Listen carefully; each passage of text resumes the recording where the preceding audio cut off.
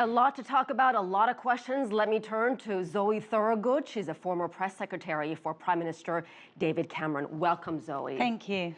Let's begin with David Cameron's remarks. A very impassioned appeal, personal appeal for UK to stay in the EU. Do you think at this point what he has to say will really make a difference in changing people who've already made up their mind? Well, I mean, it is personal for David Cameron. He's staking his reputation, his career, his possible future tenureship of, as Prime Minister of Great Britain on this referendum. And ultimately, I believe he made the right choice because he decided to give this referendum to the people, to put the power back into the people's hands, to let them have a say. Whether he'll live to regret that on Friday morning, only time will tell. But I think that hopefully people will see common sense. They'll listen to what he's saying. They'll listen to the arguments about security and the economic stability that can be provided from the EU. And hopefully at the last minute, the polls may just swing back a bit and we'll see a positive vote. So let's talk about the economic impact. We heard what George Soros had to say about the pound, the British pound plummeting. But the economic concerns are not just within UK, they're really global, aren't they? Absolutely. I mean, the UK, the ramifications for what could happen if there was a Leave vote will obviously be felt most acutely first in the UK, but we're a global economy, and a possible Brexit will impact on all of our other trade partners, with the United States, with parts of Asia. The ramifications could be huge. I think by 2030, it's predicted if we leave that our GDP will go down a further 2%. It's taken a coalition government, then a conservative government. It's sort of 6 years to claw our way back from the terrible recession of 2008-9.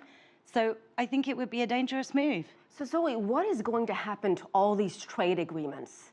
Well, at the moment, we do 50% of our trade in the UK is done within the EU. And the truth is that those agreements have taken decades to build up. So if we leave, nobody knows. This is uncharted water, uncharted territory, and it's very dangerous and frightening times, to be honest. What do you say to people who say leaving the EU would make our borders safer?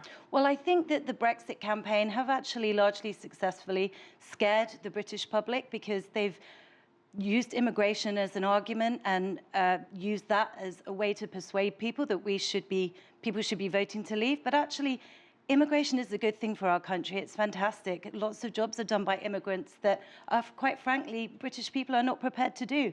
People that come to the UK because they want to work and they want to contribute to our economy and to our society. And I think that if we decide to take a step backward from that, we're going in the wrong direction.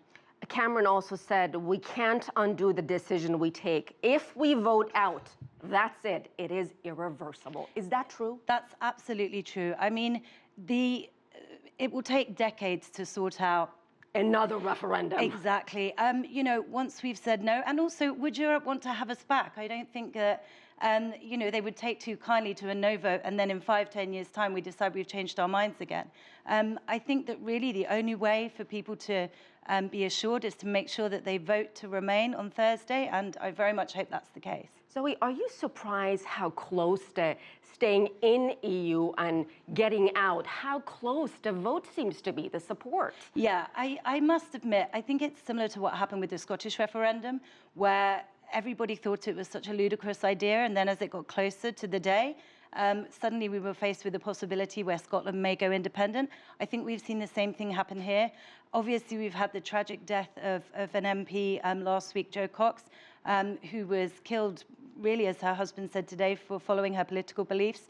I think that may have some impact at the polls, but polls are polls. I mean, the general election polls from the 2015 election, every single poll got it wrong apart from one and said that it was going to be a hung parliament. We ended up with a Conservative majority. So I'm going to ignore the pollsters and just try and keep a bit of faith that the British people will be able to see sense. Well, I hope you come back and talk to us after Thursday. Absolutely, I will. All right. Zoe Thorogood, thank you so much. Thank you.